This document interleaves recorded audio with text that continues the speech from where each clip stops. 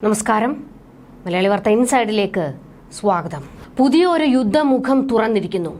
തായ്വാന്റെ തലയെടുക്കാൻ കലിതുള്ളി China കളത്തിൽ. ഇസ്രയേലിന്റെ pager ആക്രമണത്തിൽ തായ്വാന് കൃത്യമായ പങ്കുണ്ടെന്ന് ചൈനീസ് വാദം. തായ്വാൻ കമ്പനിക്കാണ് ഹിസ്ബുള്ള 5000 പേജറുകൾക്ക് ഓർഡർ കൊടുത്തത്. അമേരിക്ക ഇസ്രയേൽ പദ്ധതി തായ്വാനെ മുൻനിർത്തി എക്സിക്യൂട്ട് ചെയ്തു എന്ന് ചൈനയുടെ നിരീക്ഷണം. അമേരിക്കയുടെ തട്ടകമാണ് തായ്വാൻ. ചൈനയുടെ ആക്രമണത്തിൽ നിന്ന് തായ്വാനെ സംരക്ഷിക്കുന്നത് എല്ലാ കാലത്തും അമേരിക്കയാണ്. അതുകൊണ്ട് തന്നെ യുഎസിന് വേണ്ടി എന്തും ചെയ്തു കൊടുക്കും തായ്വാൻ എന്ന് വാദം മുഴക്കുകയാണ് ചൈന. തായ്വാനെ ആക്രമിക്കാൻ കാത്തിരിക്കുന്ന ചൈനയ്ക്ക് വീണ് കിട്ടിയിരിക്കുന്ന ഒരു അവസരമാണ് ഇത്. ഇതോടുകൂടി തായ്വാനെയും സംശയ നിഴലിൽ നിർത്തുകയാണ് ചൈന ഇപ്പോൾ.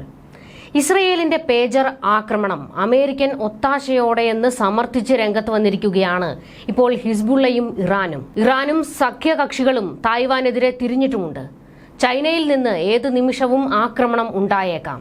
അപകടം മണത്ത തായ്വാൻ അമേരിക്കൻ സഹായം തേടിയിരിക്കുകയാണ്. അമേരിക്കൻ പടക്കപ്പലുകൾ തായ്വാന് സുരക്ഷ ഒരുക്കി കളത്തിലുണ്ട്. തായ്വാൻ കമ്പനിയായ ഗോൾഡ് അപ്പോളോ എന്ന സ്ഥാപനത്തെയാണ് ഹിസ്ബുള്ള സമീപിച്ചത്. എന്നാൽ ഗോൾഡ് അപ്പോളോ ഇപ്പോൾ പറയുന്നത് തങ്ങൾ ഇവ നിർമ്മിക്കുന്നതിനുള്ള ഉപകരാർ ഹംഗറിയിലെ ബുഡാപെസ്റ്റ് ആസ്ഥാനമായി പ്രവർത്തിക്കുന്ന BAC കൺസൾട്ടിംഗ് എന്ന സ്ഥാപനത്തിന് നൽകി എന്നാണ്. പേജറിലേക്ക് അലേർട്ട് വന്നപ്പോൾ ക്യാൻസൽ ചെയ്യാൻ ബട്ടൺ അമർത്തിയപ്പോഴും സ്ഫോടനം ഉണ്ടായി എന്നാണ് ഹിസ്ബുള്ള ചൂണ്ടിക്കാണിക്കുന്നത്. ലെബനനുമായി യുദ്ധമുണ്ടായാൽ മാത്രം പൊട്ടിക്കാൻ തയ്യാറാക്കിയിരുന്ന പേജറുകളാണ് പെട്ടെന്ന് തന്നെ സ്ഫോടനം നടത്താൻ ഇസ്രയേൽ തീരുമാനിച്ചത്.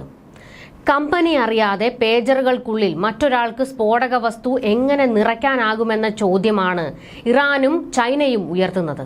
1-2 പേജറിനുള്ളിലാണ് സ്ഫോടക വസ്തു ഉണ്ടായിരുന്നതെങ്കിൽ കമ്പനി അറിഞ്ഞിട്ടില്ല എന്ന് കരുതാം. എന്നാൽ 3000 പേജറുകളാണ് പൊട്ടിച്ചിതറിയത്.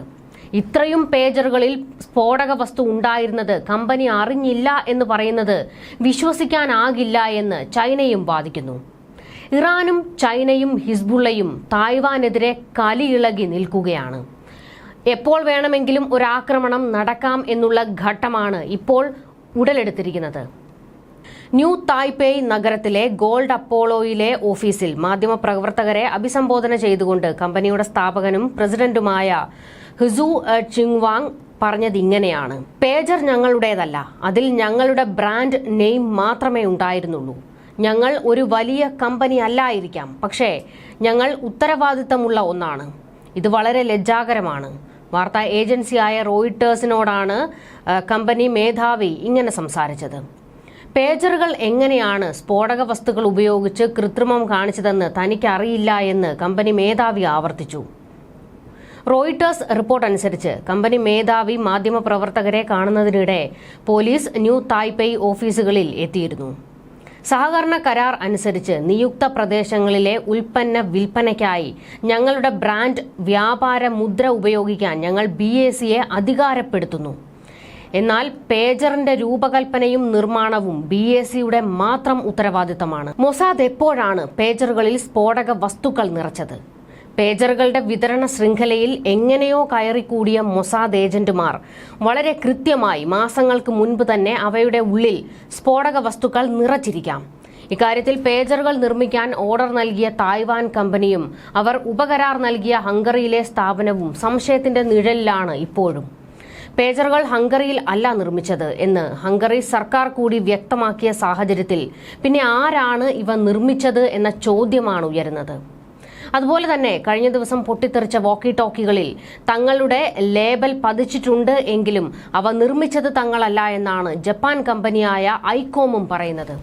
ഇതിൽ നിന്നെല്ലാം ഒരു കാര്യം വ്യക്തമാണ്: മൊസാദിനെ പോലെ അതിശക്തമായ രഹസ്യ സംവിധാനങ്ങളുള്ള ഒരു ഏജൻസിക്ക് മാത്രമേ ഇത്തരത്തിലൊരു ഓപ്പറേഷൻ നടത്താൻ കഴിയൂ. സ്ഫോടന പരമ്പരയ്ക്ക് കാരണമായ പേജർ നിർമ്മിച്ച ഹംഗറി കമ്പനിയായ BAC കൺസൾട്ടിംഗ് KFTയുടെ ആസ്ഥാനം അന്വേഷിച്ചെത്തിയ മാധ്യമപ്രവർത്തകർ കണ്ടെത്തിയത് ആൾപ്പാർപ്പുള്ള മേഖലയിലെ ഒരു കെട്ടിടമാണ്. കെട്ടിടത്തിൽ A4 ഷീറ്റ് വലുപ്പത്തിൽ ഗ്ലാസ് വാതിലിലാണ് സ്ഥാപനത്തിന്റെ പേരെഴുതിയിരിക്കുന്നത്. പുറത്തു വന്ന പേര് വെളിപ്പെടുത്താൻ വിസമ്മതിച്ച ഒരു വനിത ഇത് നിരവധി കമ്പനികളുടെ ആസ്ഥാനമാണെന്നാണ് വ്യക്തമാക്കിയിരിക്കുന്നത്. അതേസമയം BSC കൺസൾട്ടിംഗ് KFT എന്ന കമ്പനിയുടെ ആൾക്കാർ ഒരിക്കലും അവിടെ വന്നിട്ടില്ല എന്നും ഇവർ പറയുന്നു. ക്രിസ്ത്യാന റൊസാരിയോ ബാർസനി അർസീഡിയോ കോനോ എന്ന വനിതയാണ് കമ്പനിയുടെ CEO എന്ന് സമൂഹ മാധ്യമത്തിലെ വിവരങ്ങൾ സൂചിപ്പിക്കുന്നുണ്ട്. UNESCO, European union commission, international atomic energy agency എന്നിവിടങ്ങളിൽ മുൻപ് ഇവർ ജോലി ചെയ്തിരുന്നു അത്രേ. ഇവരെ ബന്ധപ്പെടാനുള്ള ശ്രമങ്ങൾ വിജയിച്ചിട്ടില്ല. എണ്ണ ഖനനം മുതൽ കമ്പ്യൂട്ടർ ഗെയിം നിർമ്മാണം വരെ വിവിധ തരത്തിലുള്ള പ്രവർത്തനങ്ങളാണ് കമ്പനി നടത്തുന്നതെന്നാണ് സമൂഹ മാധ്യമത്തിലൂടെ നൽകിയിരിക്കുന്ന വിവരങ്ങൾ. എന്തായാലും ഇപ്പോൾ ഈ പേജർ നിർമ്മിച്ചതാരാണ് എന്നുള്ള ചോദ്യം ശൂന്യാകാശത്ത് കിടന്ന് കറങ്ങുകയാണ്. ആരും ഉത്തരവാദിത്വം ഏറ്റെടുക്കുന്നില്ല. ഒരാക്രമണം ഭയന്ന് തായ്വാൻ ഇപ്പോൾ ഈ കമ്പനിയുമായി, ഇത് നിർമ്മിച്ച കമ്പനിയുമായി തങ്ങൾക്ക് ഒരു ബന്ധവുമില്ല എന്നും തങ്ങളുടെ ബ്രാൻഡ് നെയിം മാത്രമാണ് ഉപയോഗിക്കാൻ പറഞ്ഞതെന്നും വ്യക്തമാക്കി കൈയൊഴിഞ്ഞിട്ടുണ്ട്. എന്തായാലും എന്താണ് സംഭവിച്ചിരിക്കുന്നത് എന്നത് ഇപ്പോഴും വ്യക്തമായിട്ടില്ല. ഇത് ഇസ്രയേൽ മാത്രം എക്സിക്യൂട്ട് ചെയ്ത ഒരു ഓപ്പറേഷനാണോ? മൊസാദും CIA ഇതിൽ ഉൾപ്പെട്ടിട്ടുണ്ടായിരുന്നോ? തുടങ്ങി നിരവധി ചോദ്യങ്ങൾ ഇപ്പോഴും ബാക്കിയാണ്. എന്തായാലും ഇതിലൊരു വ്യക്തത ഒരു കാലത്തും വരില്ല. കാരണം ഇത് മൊസാദ് തന്നെയാണ് നടത്തിയിരിക്കുന്നതെങ്കിൽ ഇതിന്റെ ഒരു തരിമ്പ് വിവരം പോലും പുറത്തേക്ക് വരില്ല എന്നത് മറ്റൊരു വസ്തുതയാണ്. എന്തായാലും ലബനനും സിറിയയും നടുങ്ങിയിരിക്കുകയാണ്. ഇറാനും തുർക്കിയുമൊക്കെ ഇപ്പോൾ ഭയത്തിലുമാണ്. എപ്പോൾ വേണമെങ്കിലും തങ്ങൾക്ക് നേരെയും ഇത്തരത്തിലൊരു ആക്രമണം ഉണ്ടാകാം എന്നുള്ള ഭയമാണ് അവരെ വേട്ടയാടുന്നത്. ന്യൂസ് ഡെസ്ക്, മലയാളി വാർത്ത ഇൻസൈഡ്.